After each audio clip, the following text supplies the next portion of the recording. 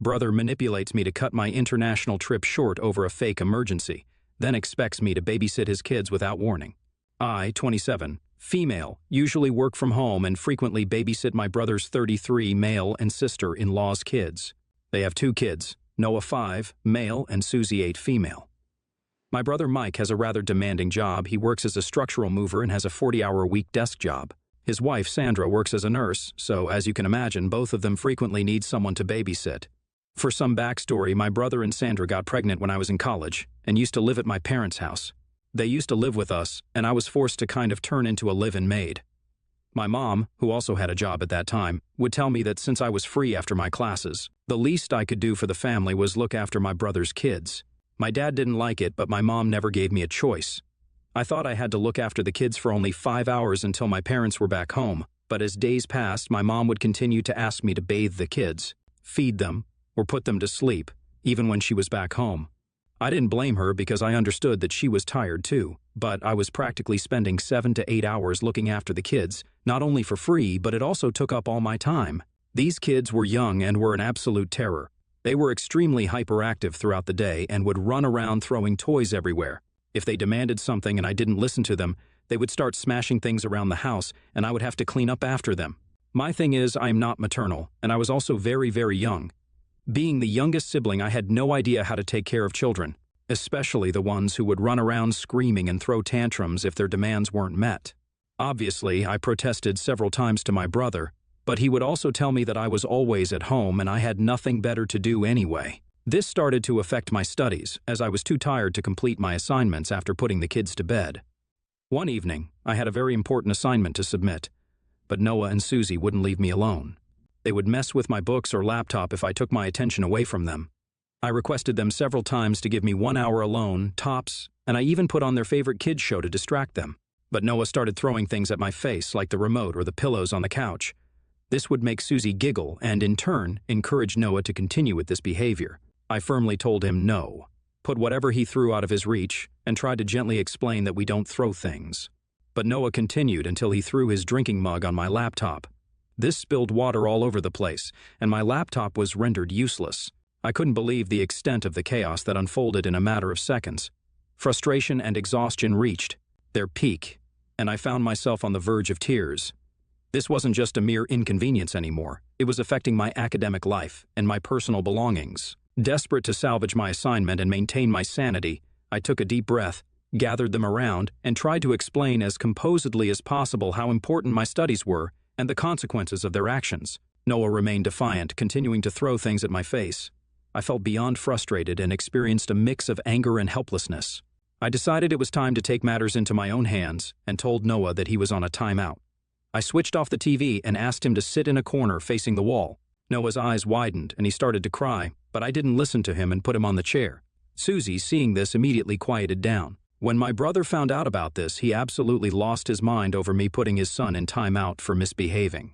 He started yelling at me that I am not their parent, so I don't have the right to punish his kids.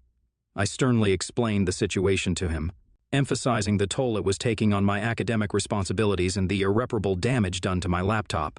I told him how I needed to get my laptop repaired now because of his kids, so he needed to pay for the damages. My brother started to yell at me that I was being extremely selfish, and kids were going to be kids, so I should not blame them or him, and that I should have known better than to use my laptop in front of them.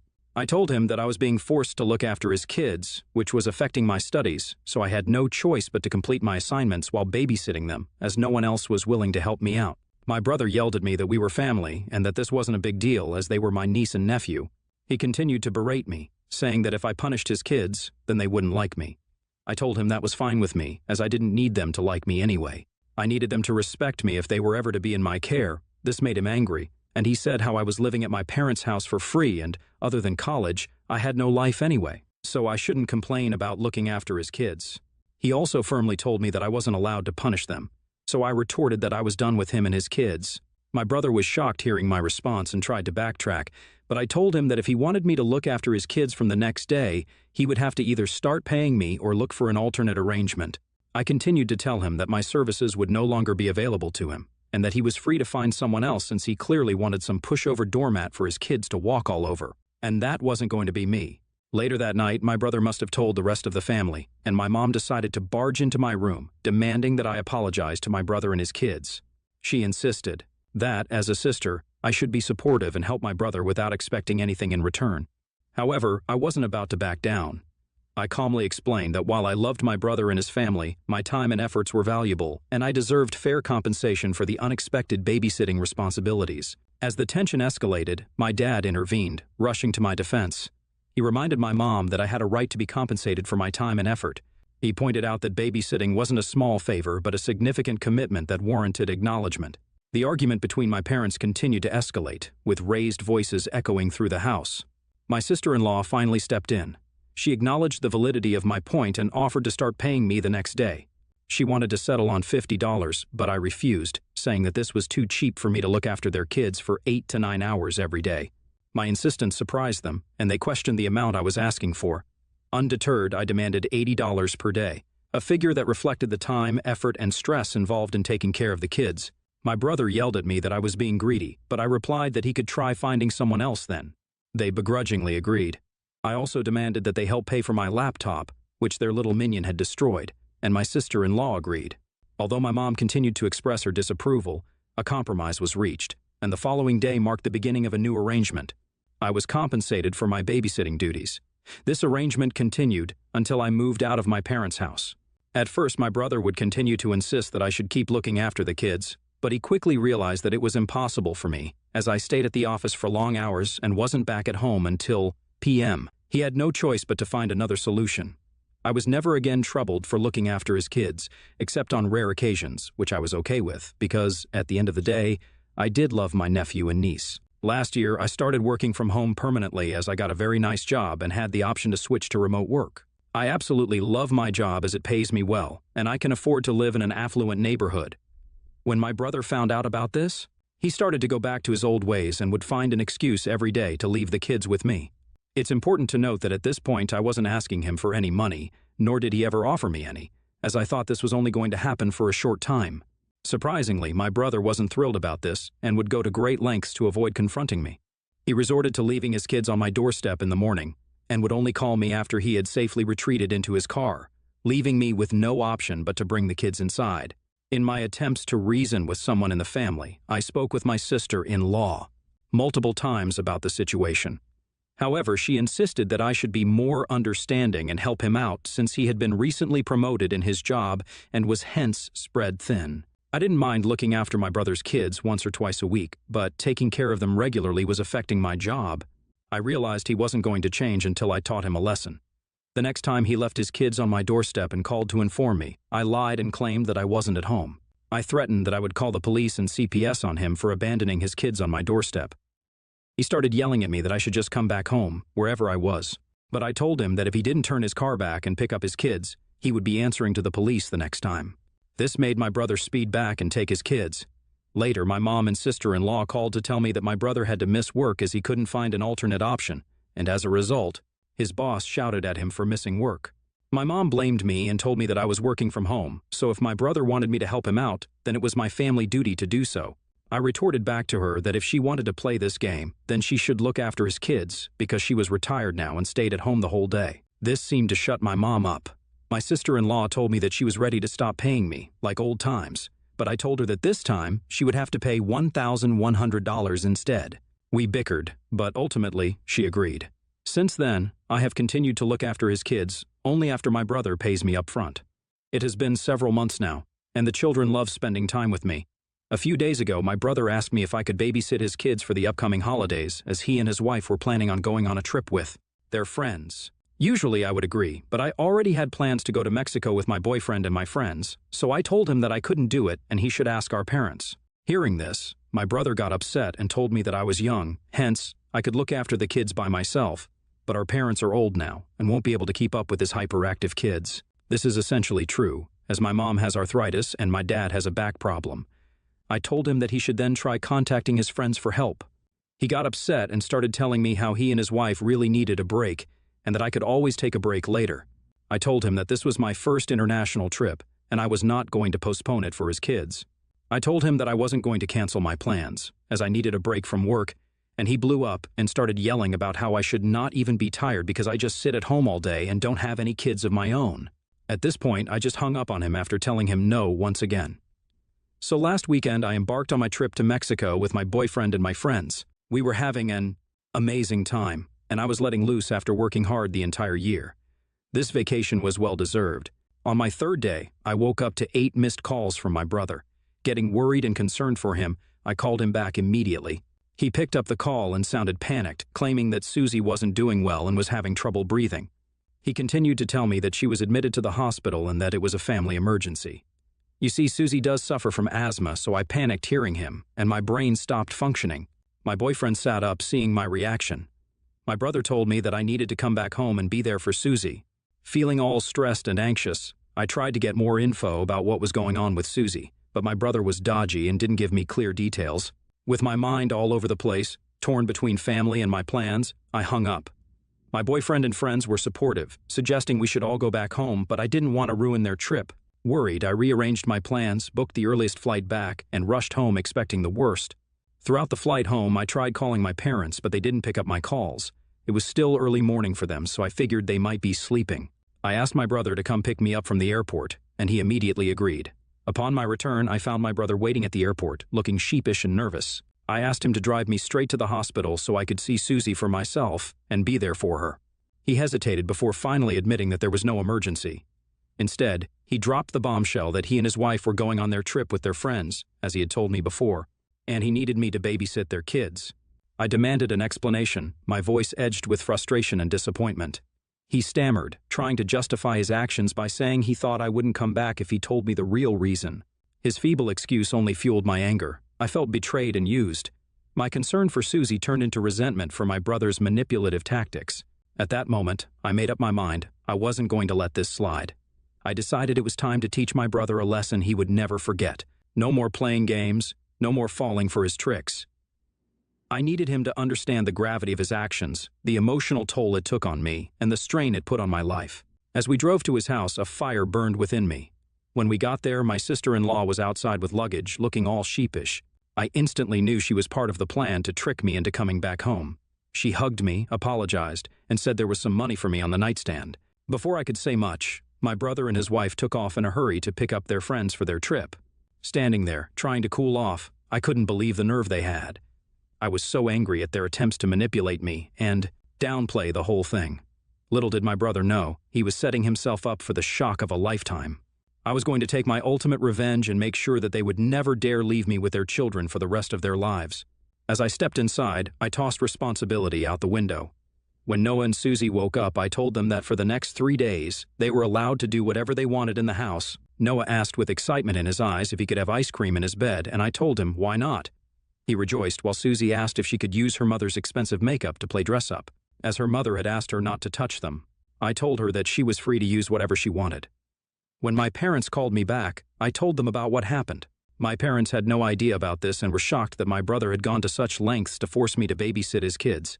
I told them that I had a plan to teach my brother a lesson because of this. My mom curiously asked me what it was, and I told them of my plans to let the kids do whatever they wanted to do at home. Immediately, my mom told me that this was a bad idea and I shouldn't do this to my brother. But my dad, who was clearly angry with my brother, encouraged me to do whatever I wanted to teach him a lesson. I assured my parents that I would allow the kids to do only harmless things but would never put them in any danger whatsoever. As you can imagine, the kids went crazy, and the chaos continued throughout the 3 days. Noah, fueled by excitement, attempted to turn the living room into his personal soccer field. His kicks sent objects flying, and the sound of breaking echoed through the house. Meanwhile, Susie and I tried our hands at baking. For the 3 days, I felt like a child among them and let them do whatever they wanted to do. I watched them with a mix of amusement and satisfaction every time they did something that they would otherwise never be allowed to do. Clearly, they were having the time of their lives, while the house, once orderly and clean, was turned upside down. This was my revenge, and it was sweet.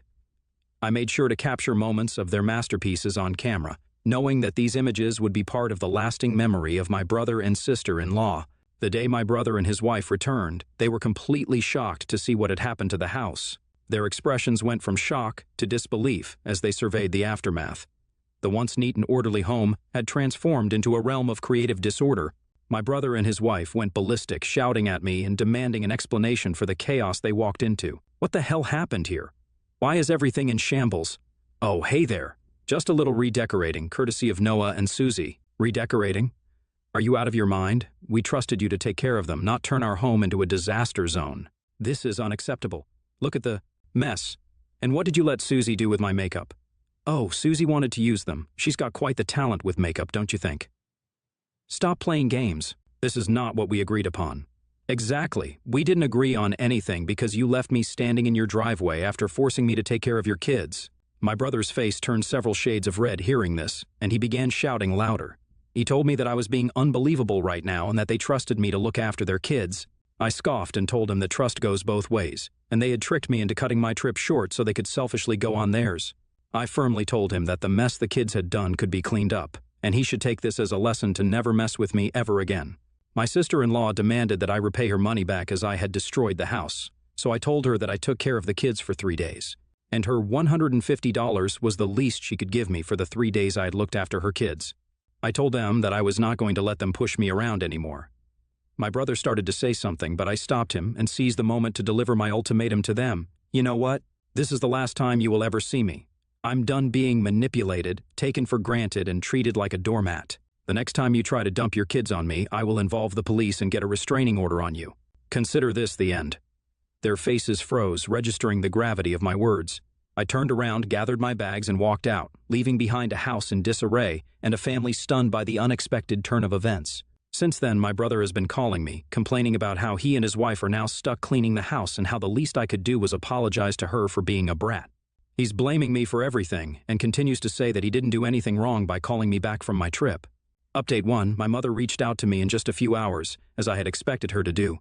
She demanded that I call my brother and sister-in-law and apologize to them for being so harsh. She continued to tell me that she knew this would happen, which is why she had tried to discourage me. She told me the only way I could fix things was if I gave back the $150 along with an apology. I was floored hearing my mother supporting my brother again when clearly he was at fault. I wanted to cry when she continued to berate me without considering my feelings. I cut the call short and haven't picked up her calls since. I've talked with my boyfriend regarding all of this, and he believes that I need to take a break from my family, at least for a short while, so I can sort out my feelings. I think he's right, and I plan on taking a break from everyone. Update 2, surprise, surprise, my sister-in-law reached out to me with an apology. A few days after the chaotic incident, my sister-in-law reached out to me with an apology in a subdued tone. She admitted her mistakes and expressed genuine remorse.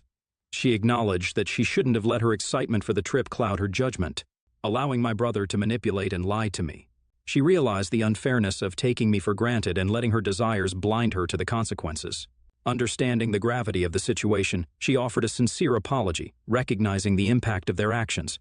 She then started to plead with me not to punish the kids for their mistakes, emphasizing that they loved spending time with me and hoped I would reconsider my stance on babysitting them in the future. However, I remained firm in my decision. I assured her that I wouldn't be babysitting the kids again, reiterating my unwavering stance on the matter. Despite her hesitation, I decisively rejected the idea, refusing to be swayed by manipulation or guilt trips. I stood firm on the boundaries I had set. I told her that while I appreciate her apology, I do believe that actions speak louder than words. Hence, she or my brother shouldn't depend on me in the future for any babysitting duties. The call concluded with a mix of emotions, but I was glad that she did apologize to me. Update 3. It's been a while since I shared the story about what went down with my brother. Things have improved a bit since my sister-in-law apologized. My brother kind of said sorry too, but it wasn't really heartfelt. My dad had a serious talk with him and scolded him for messing with me. I haven't responded to his apology yet. On a brighter note, my boyfriend surprised me with a spontaneous trip to make up for the fact that I had to cut my last trip short. We took a road trip to the countryside, and it turned out to be exactly what I needed. The scenic views and peaceful atmosphere helped me unwind from the chaos of the past month. It felt like a breath of fresh air, a much-needed break from the drama. During the trip, my boyfriend and I explored and enjoyed local cuisine. The laughter and shared moments created new memories, overshadowing the recent family drama. I can't help but feel grateful for the thoughtful gesture. It wasn't just about the trip, it was a symbol of understanding and support. It made me realize that even amid family issues, there are people in my life who genuinely care about my well-being. I still have my brother's half-hearted apology lingering in the back of my mind, but for now, I'm choosing to focus on the positive moments and the kindness that surrounds me.